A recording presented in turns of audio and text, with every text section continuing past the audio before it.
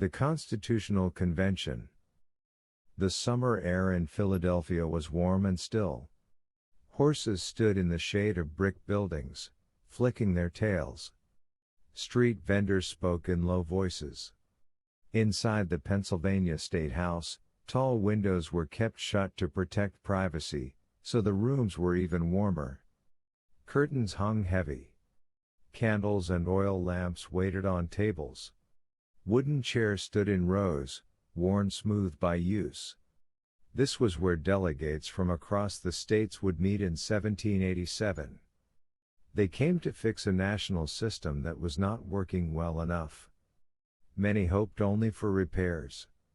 Some soon realized a new plan would be needed. The United States at that time was young and uncertain. The war with Britain was over, but the peace was uneven. The states were tied together by the Articles of Confederation. Under those articles, the national government was weak. It could ask for money, but it could not collect it. It could request troops, but it could not command them. It could not easily settle disputes between states. Roads and trade needed attention. Debts from the war weighed on everyone's mind. People agreed that something had to be done. What that something should be was the open question. Delegates arrived by carriage and on horseback. They carried trunks with shirts, coats, and papers. Some brought letters of instruction from their state governments. Some brought strong opinions and careful plans. They greeted one another with nods and handshakes. They found their lodgings. They cleaned travel dust from their clothes. Then they walked to the hall and took their seats. George Washington, respected by nearly all, was asked to preside. He accepted with quiet dignity.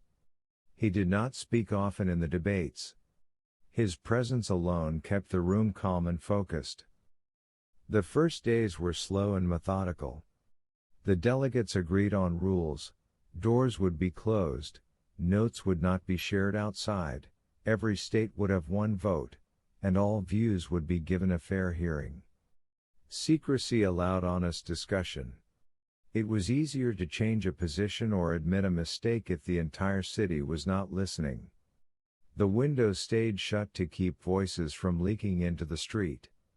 The air inside grew thick, but the work grew steady.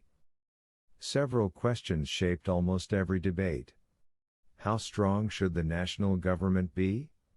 How should power be shared with the states? How should representatives be chosen? How could small states and large states both feel safe? How could the government be strong enough to act, but limited enough to protect freedom? These questions were simple to ask and hard to solve. Early in the convention, Edmund Randolph of Virginia presented a plan mostly written by James Madison. It became known as the Virginia Plan. It proposed a national government with three parts: a legislature to make laws, an executive to carry them out, and courts to interpret them. The legislature would have two houses. The number of representatives in both houses would be based on a state's population or contribution. Large states liked this. They believed it reflected the will of more people. Delegates from smaller states worried. If representation was based only on population, they would often be outvoted. William Paterson of New Jersey offered another idea, called the New Jersey Plan. It kept one house of Congress, as under the Articles, and gave each state one vote. It also gave the national government new powers to tax and regulate trade. Small states liked this plan. Large states did not. The room felt a familiar tension: big and small, many and few, voice and protection. Debates continued day after day. The heat pressed down. Men used handkerchiefs to wipe their faces. Papers rustled. Quills scratched. Some delegates spoke forcefully. Others spoke rarely but listened closely. Madison often took careful notes, which would later help people understand the steps inside the room. Benjamin Franklin, older than most, sometimes told short stories to ease tempers. When voices grew sharp, he would suggest a moment of quiet. It often helped. A committee formed to look for middle ground. Roger Sherman of Connecticut offered a calm idea that would become known as the Great Compromise. The legislature would have two houses. One house, later called the House of Representatives, would be based on population. This would give the people a direct voice. The other house, later called the Senate, would give each state 2 seats. This would protect the smaller states. In this way, both population and statehood would matter. The delegates discussed, adjusted, and, in time, agreed. A major knot had been untied. Another hard question was how to count population. In the South, many people were enslaved and had no freedom or political rights. Southern states wanted to count enslaved people fully when deciding representation in the House, because it would give them more seats. Many delegates from northern states objected. They said it was not fair to count people who had no voice in choosing representatives. The debate was painful, and it revealed deep injustice that would not be resolved for many years. In the end, the convention accepted a compromise, later known as the 3/5 Compromise, for the purpose of representation and certain taxes. Each enslaved person would be counted as 3/5 of a person. This was not a proud solution. It showed the limits of the time and the failure to secure liberty for all. Some delegates spoke against slavery directly. Others avoided it. The issue would remain a wound that later generations would have to confront with greater courage.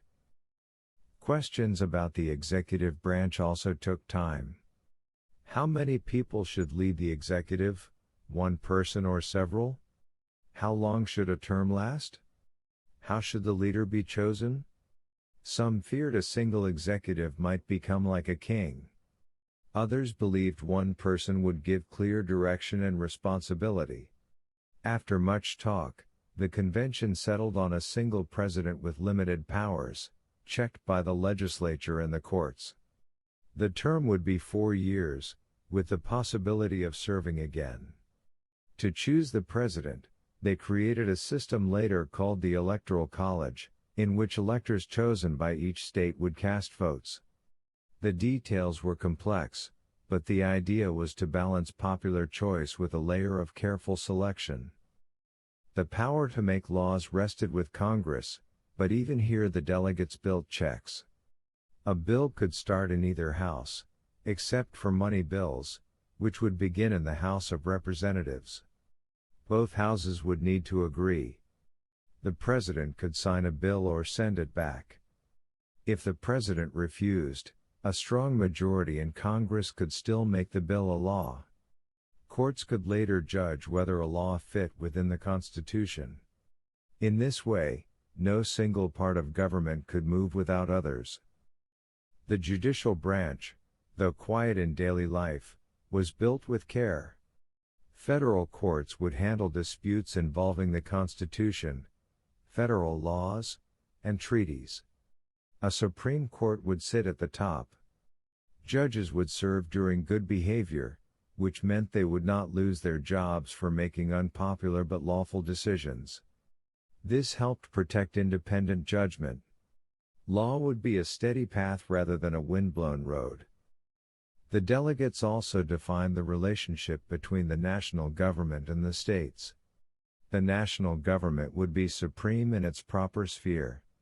If a state law conflicted with the Constitution or a federal law made under it, the federal law would rule.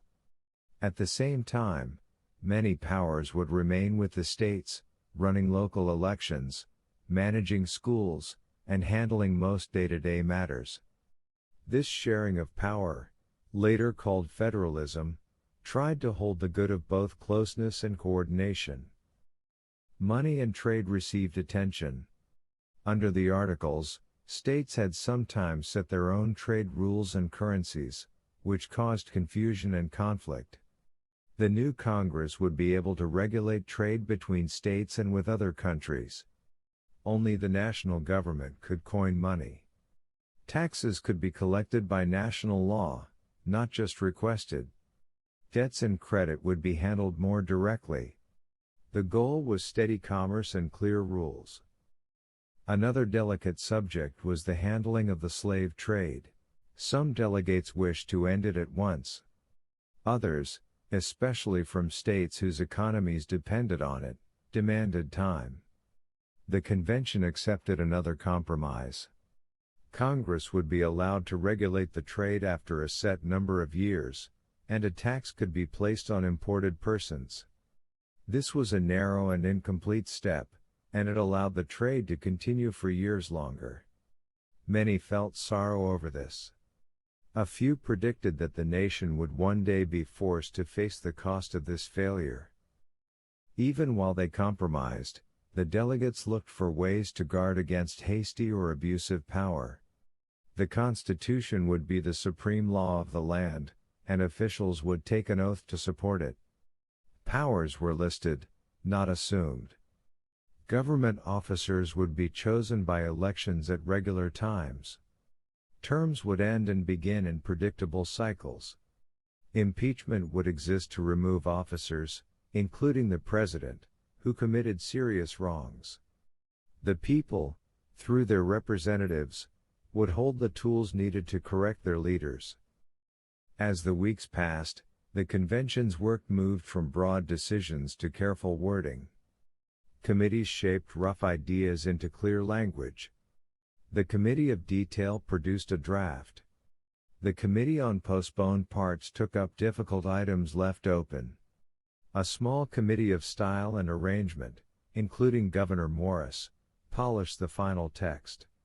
They did not change the meaning, they chose clean words and a steady tone. The preamble was given its simple and lasting form, "We the people of the United States," in order to form a more perfect union. Those words said plainly that authority came from the people as a whole, not from a loose set of separate states. Not everyone was satisfied. Some delegates wanted a Bill of Rights added at once, listing freedoms such as speech, press, and religion. Others believed the structure itself, with limited powers, already protected liberty. Some felt the national government was still too strong. Others feared it might be too weak to solve real problems. A few delegates left before the end and did not sign. Yet many believed the plan, while imperfect, was better than the system they had, and better than the risks of returning to conflict between states. On September 17, 1787, the final document lay ready on the table. The room was still. Delegates came forward to sign, one by one. Some wrote quickly, with practiced hands. Some paused and then wrote with care. Franklin, carried in a sedan chair because of his health, looked at the large chair where Washington had sat for months. On its back was a carved sun. Franklin said he had long wondered whether it was a rising sun or a setting sun. With the signing, he said, he believed it was a rising sun. Signing was not the end. The Constitution would have no force until the states approved it. The delegates knew that hard debates lay ahead. They arranged to send the document to Congress and then to special conventions in each state. People in the towns and farms would read it and argue. They would ask close questions. Why this power here? Why that limit there? Could this system protect liberty and still keep order? These were fair questions, and the country prepared to answer them. Supporters of the Constitution wrote essays to explain and defend it. 3 men, Alexander Hamilton, James Madison, and John Jay, published papers that would later be called the Federalist. They wrote about the need for union, the danger of factions, the value of checks and balances, and the safety found in dividing power across levels and branches. Their words were patient. They asked readers to look not only at parts but at the whole. Opponents, often called anti-federalists, wrote essays as well. They feared that a powerful national government would swallow the states and threaten freedom. They pointed out the lack of a Bill of Rights. They worried about a standing army and about distant leaders. Their caution helped shape the final settlement. Many people came to see that a clear list of protected rights would help trust grow. State by state, conventions met. Some debates were close. In Massachusetts, approval was tied to a promise that amendments would be proposed to guard individual rights. Other states watched and then followed. New Hampshire became the 9th state to ratify in 1788, meeting the number required to put the Constitution into effect for those that had agreed. Virginia and New York debated intensely but joined. North Carolina and Rhode Island came later, after additional reassurances. Once the new government began, the first Congress moved quickly to keep promises. James Madison introduced a set of amendments protecting core freedoms: speech, press, religion, assembly, petition, fair trials, and more.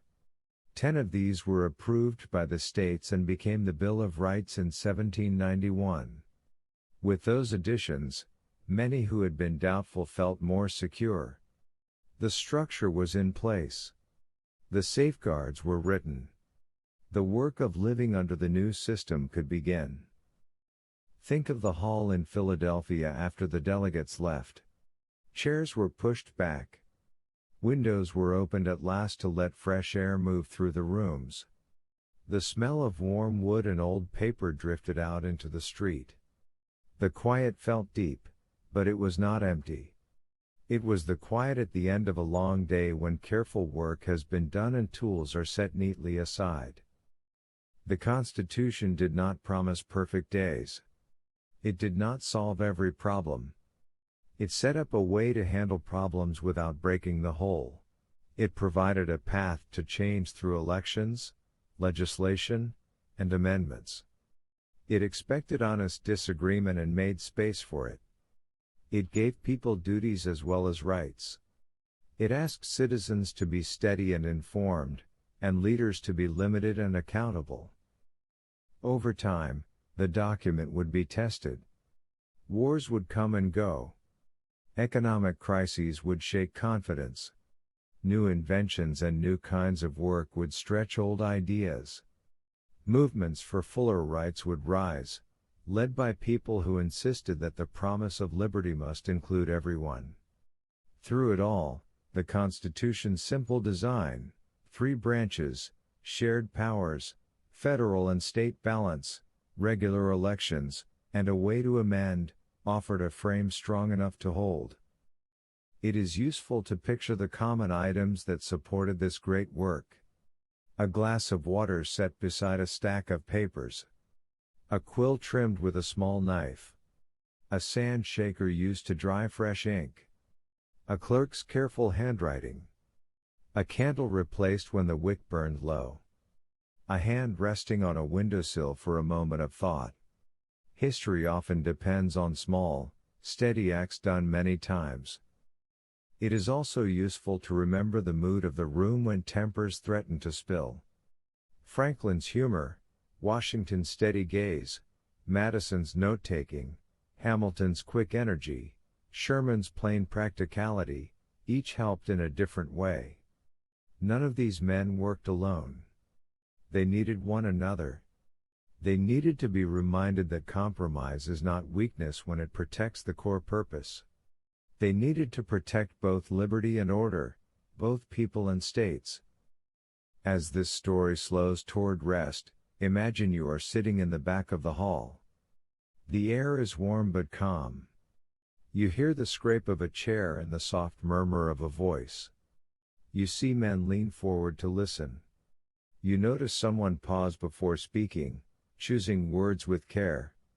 You watch a disagreement ease as a new idea is offered. You see the ink darken on a page and then dry. You feel that something solid is taking shape, slowly and properly. Then step outside into the evening. The heat fades a little. A breeze moves down the street. The sky turns a gentle blue-gray. A bell rings the hour. You hear distant laughter and the clop of a horse. In the window of a nearby house, a candle is lit. A mother calls a child inside. The city is ordinary and beautiful. Inside one building, a plan has been made that will affect all these ordinary lives, not to rule them harshly, but to help them live in peace. The Constitutional Convention was, at its heart, a long conversation.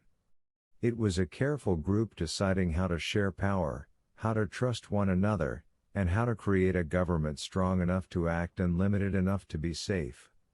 The conversation was not perfect. It left work for the future, and the future would insist that more voices be heard and more rights be protected. But the conversation produced a framework that could grow. It set a table where later generations could sit and do their part. Rest now with one last picture in mind, the preamble written large on clean parchment, we the people, and beneath it, the simple goals, a more perfect union, justice, peace at home, defense, welfare, and liberty for ourselves and our children. These are not fancy words. They are practical and kind.